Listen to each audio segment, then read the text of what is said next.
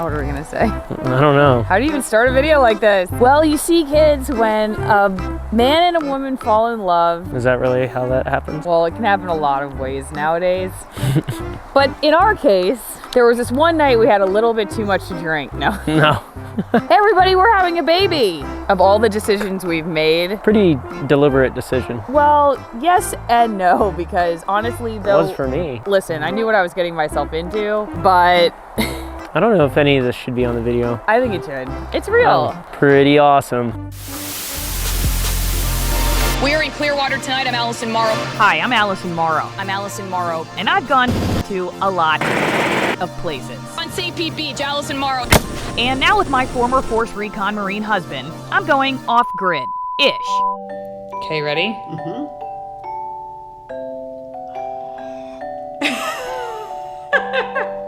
What is that? It's a baby. It's a baby! Oh, Allison. Yay! What is it? Is this for real? It's for real! Congratulations. Thank you! Oh my God, congratulations! Thank you! It's a baby. That's amazing! Wait, is it your baby?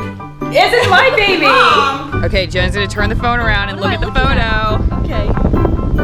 Oh my gosh! Is this for real? It's for real. Oh my gosh! Congratulations! Thank you. She's good. We're gonna be an auntie and you're gonna be an uncle. Are you? Oh man, you kidding me? Holy cow! Oh my gosh, that's so sweet. Can't even believe this, man. That's amazing. Thanks. Hey, man. So, 2019 was a big year for us.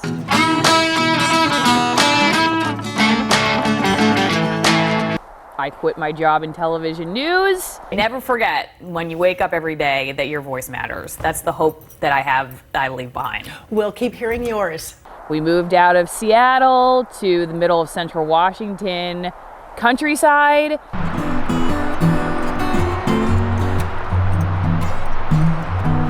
We brought home Sassy, my horse of 27 years, who was born when I was 11. First time she's ever got to live with our family. Sassy, what do you think? It's always been a dream of mine to walk outside and have my morning cup of coffee with Sassy. I got my cup of coffee. I got my Sassy. First sip. You want some? We still have the Airstream, as you can see behind us, and the Airstream has taken the back seat. Really, we haven't worked on it since we took down the gantry crane, which we had built to lift the shell off of the frame so that we could do some frame restoration and then finally start the rebuild. It's all timing, but the good thing is where we're at now, we have more space to work on the Airstream, which I like. We don't have a dirty tree that's hanging over it the whole time, making life harder for us. We have this big concrete pad that we have it sitting on. I do have a sense and have a feeling that the productivity will be able to go way up. The snow we may have to contend with just for a couple more months, and Lynn is traveling for work in January and March. I'm not really going to be screwing around much with the Airstream by myself. Not with the little guy in there. The little guy probably knows more how to restore an Airstream than I do. So let's take people through sort of the realistic logic we went through to make this decision. Because when we got married a couple years ago, we always knew that eventually we wanted to have kids, but it wasn't really like hot on the burner for us, fun in the oven. I don't think you necessarily use a logical brain when it comes to making the decision to have a baby. I mean, I think there would be most people that would feel that they're never quite have enough money saved away or feel necessarily ready. I think it's one of those things where you have to go for it. I mean, by all means, certainly you want to prepare and be in a good state of mind and in a good relationship and things like that. But I think as far as if there's ever really a right time to have a baby, I don't know that anybody can necessarily put their finger on that. There's no checklist out there that I'm aware of. If you really thought through it, same with marriage, and you didn't have a little bit of flight of fancy about it, you probably wouldn't do it, because let's be honest, Well, It's a big commitment. how's it feel for you? You're the one doing all the heavy lifting. Right. Well, so far we are only halfway there, so we're just starting to get a bump. It's a cute bump too. We just got done with our first ultrasound. I have pictures of Junior here. We asked if we could film it for y'all on the YouTube channel, because if it's not on YouTube, it's not happening, but they said it's against hospital policy, so. It's a negative. Look, Chaka. Chaka, look. It's your new brother or sister. This is so cool. Chaka is in the car. Don't get mad at us because it's cold out here, so it's not like she's dying, and we're only in there for like 20 minutes, so all right. That's why we have a pet, so that when we do that with our kid, that they won't be lonely in the car together. Yeah. Oh my God, he did not just say that. I try to stay in my own lane, but I do kind of want to know, like, how fat are you really supposed to get? Because Oh my gosh. I don't want to spend the next 6 years of my life trying to work all this weight off. But it's really easy to be like, I'm eating for 2. I'll have an extra Christmas Danish. And then it's like the kid's not really the reason you're eating the Danish. It's just because you want to. I think even if you didn't have the kid, you would say that just so you could have the extra Danish. Maybe. I ran my first marathon, 12 weeks pregnant. We ran the Marine Corps Marathon, which Lynn has run many, many times, never pregnant, but it was my first time.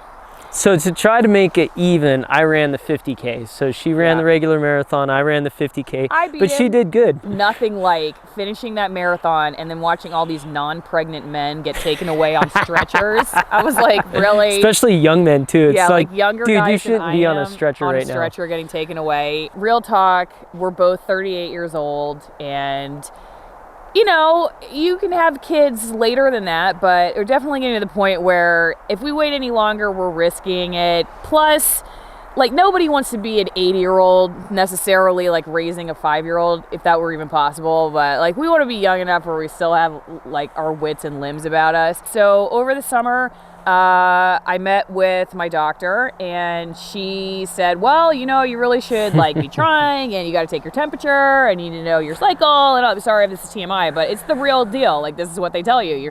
You're a high-risk geriatric pregnancy because you're over the age of 35. I was more of the experience side of things. I was like, well, since we're making this decision, let's just have some fun with it first. Yeah, somewhat difficult to get pregnant because you really have to get it right within, like, basically 48 hours. You have 48 hours. And so, you know, I mean, if you're not together for those 48 hours, which, you know, we aren't together all the time because Lynn travels a lot for work, like, that's one thing you have to contend with. Even though I'm not even somebody who is, like, dying to have a kid, like, I just have to have one. My life is never going to be the same if I don't have one. I mean, I really was pretty content with my life. It wasn't like I was sitting here feeling like I couldn't go on if I didn't have one. Television goodness, here news we go. reporter brain started kicking in. And it's like, okay, look at the calendar. What does the schedule say?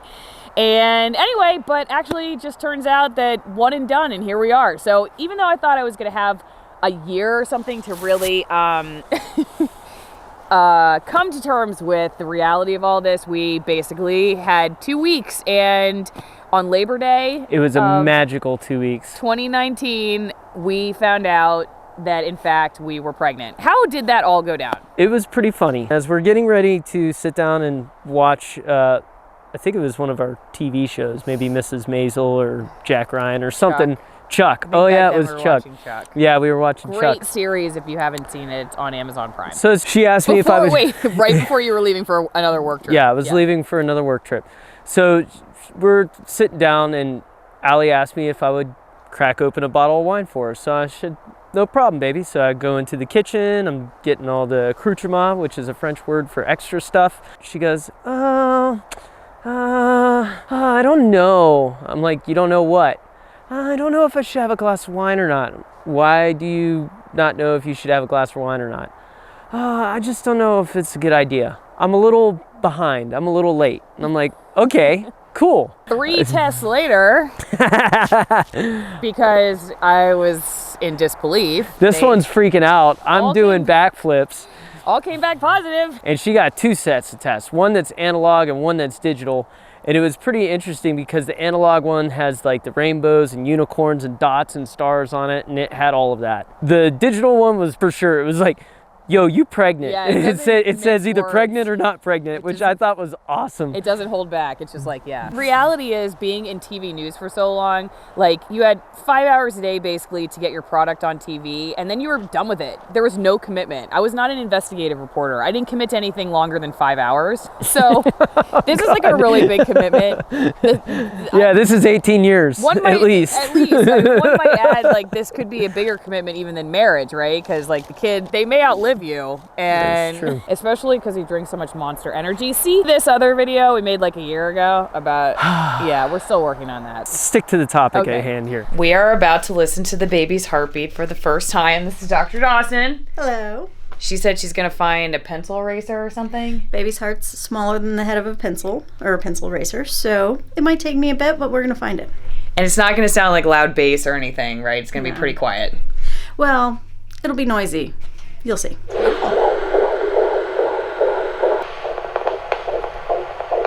Oh, it's so fast.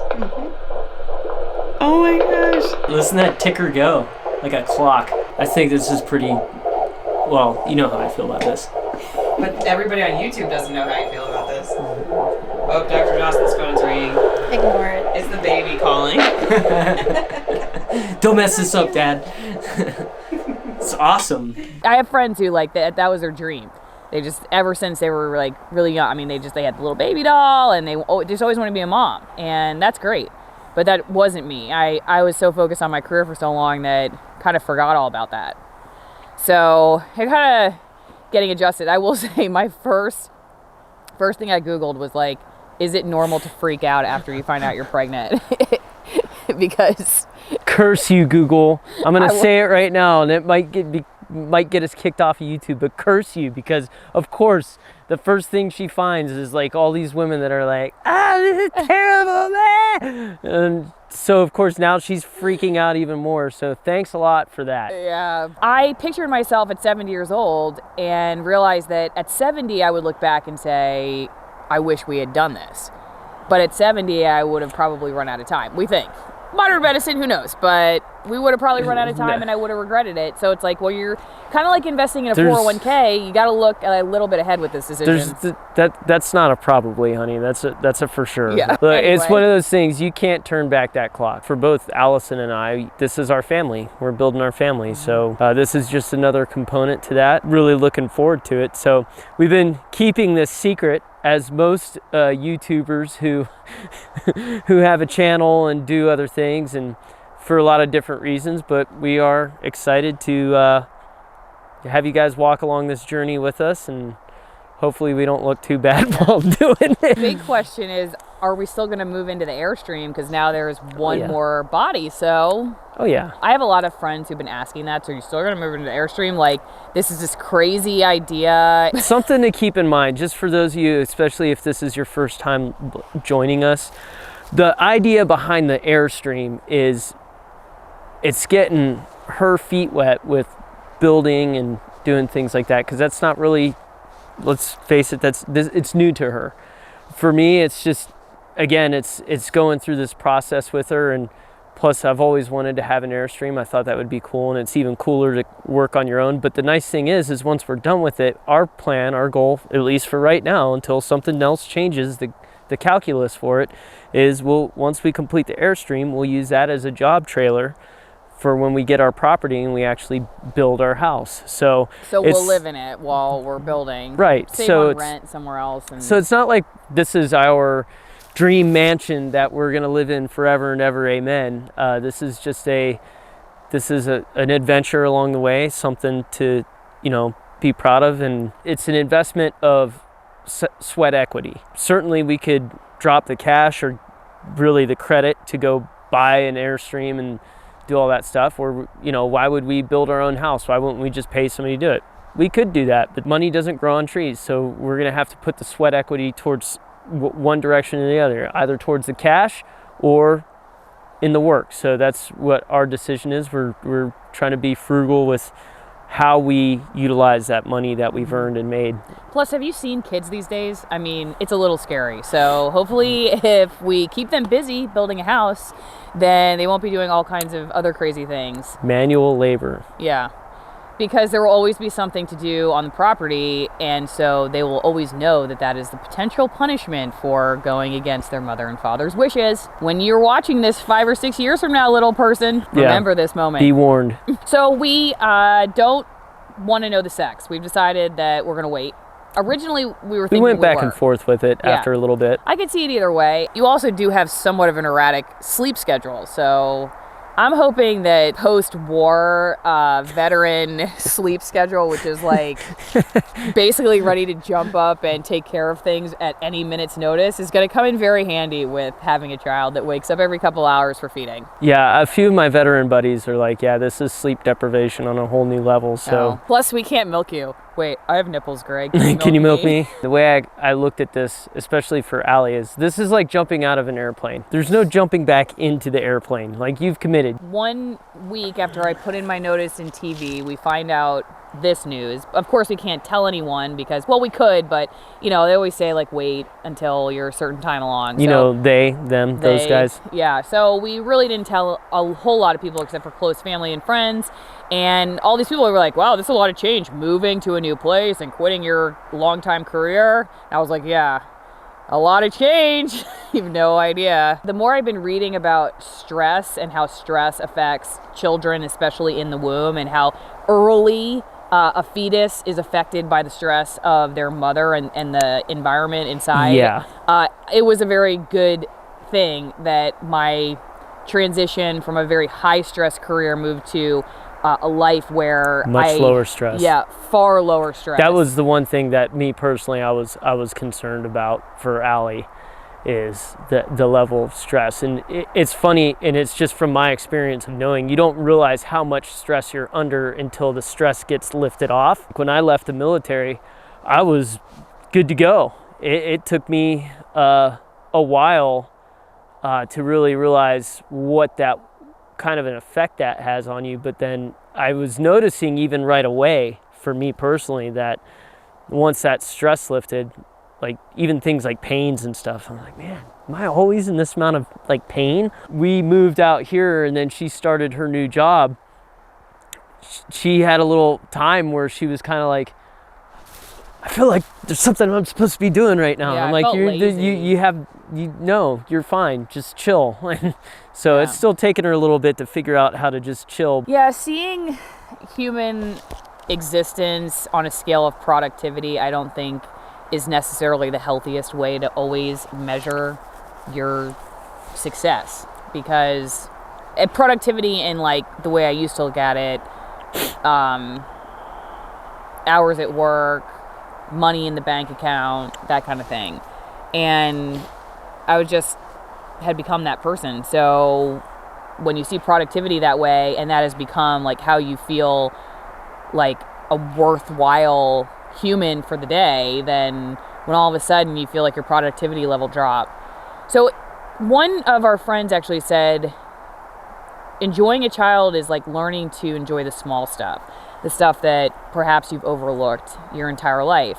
And I think that's kind of the theme for where we're at right now, at least, I don't know, for me, is I used to be focused on these really big things, really big things. And like same with you, I guess, too, like in the military. I mean, stuff that most people don't feel the responsibility for. Like I had people that were calling me like, please save my nonprofit, please save the whales, please save the whatever, because all the environmental issues that I was covering, you're like going, saving people's lives and protecting your team in Afghanistan, Iraq, and, just like these big responsibilities. And now we have a much simpler, quiet life. So it takes some adjusting. It's a big enough responsibility just to take care of you and yours. For those of you who are following the channel, especially if you're parents and you've walked through these things, we're certainly open to any comments, suggestions, or otherwise good advice or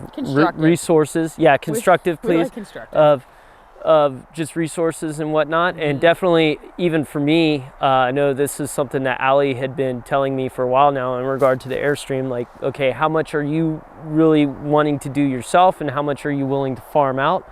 So like even simple things like stuff like the windows, like thank goodness all the windows are intact and they're not cracked or whatever, but they will need to be resealed. So if any of you out there knows anybody that does that, that takes that off my plate, and I can concentrate on some of the other things that I'm a little bit more comfortable with, and it won't give me such a learning curve for.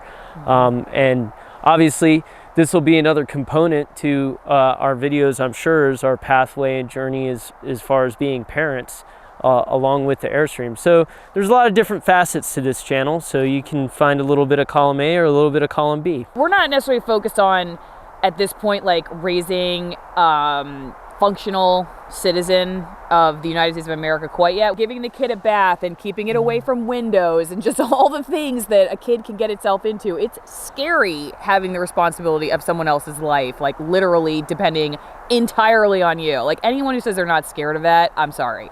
That's just, you're not being honest. Can't be. It's scary. So it'll be interesting to see, like, if the kid comes out more like Lynn. Like, he just figures things out. He likes to read directions, and he likes There's nothing wrong with reading instructions. There's nothing wrong with that. It's just a personality thing. Like, there are those of us who don't really like maps, who just like to drive, and hopefully we find it and we don't get lost in the woods. Just gonna wander around until hopefully I make it there. Yeah, and don't die. Yeah. So I'm like, my dad used to talk about how when he'd go ice fishing, the first time my uncle cut the hole in the ice, and my dad took the picture with the pole, and he was like, "All right, let's go." And my uncle's like, "Wait a second, we haven't caught a fish yet." And he's like, "Yeah, I just the picture." That's me. Let's wish him a Merry Christmas and a Happy New Year. Yeah, okay. We wish you a Merry... Negative, we're not going to sing to you. Okay, but we do hope that you enjoyed this video. We hope you all have a fantastic New Year and 2020, or if you're watching this video in 2035, then we should have some interesting videos up about how everything went after this video. If you're our child in the future watching this, just know I feel your pain. Now you get to feel mine. Because this, you guys, this camera thing here, yeah, it's only gonna get worse. So. I don't know if I'm gonna do the kid on camera that often, because I feel like I've watched too many child celebrities go towards Xanax by the time they're 8 years old because of that. Good girl. Keeps it real. Keep it real, folks. Don't be playing around on people's phones neither. Huh? It's a joke. Doesn't matter. Is that a movie quote? Yeah, whatever. Wow. How is there a mosquito? There's a mosquito out here in the snow. It's been great, guys. We hope you enjoyed this. We'll see you next time. Bye. Bye.